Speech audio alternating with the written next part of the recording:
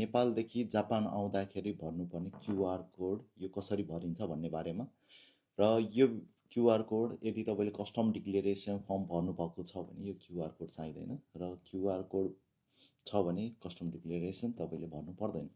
र यो QR code किन सजिलो हुन्छ भन्दाखेरि तपाईँको बुवा मम्मीहरूले जुन एयरपोर्टमा भर्न गाह्रो हुन्छ त्यो चाहिँ तपाईँ आफैले जापानबाट भरेर तपाईँले आफ्नो बुवा मम्मीहरूलाई त्यो क्युआर कोड सेन्ड गरेर उहाँहरूले त्यो देखाउनु भयो भने चाहिँ एयरपोर्टबाट निस्किन धेरै सजिलो हुन्छ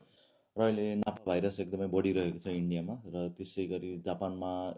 छिर्दाखेरि नापा भाइरस सम्बन्धी केही डकुमेन्ट चाहिन्छ भनेर धेरैजनाले सोध्नुहुन्छ अहिलेसम्म केही पनि अपडेट आएको छैन जापान सरकारबाट र केही गरी केही डकुमेन्टहरू चाहिने भयो भने चाहिँ म हजुरलाई फेरि अपडेट गराउनेछु अहिलेसम्मको लागि त्यस्तो पहिलाको जस्तै नर्मल छ र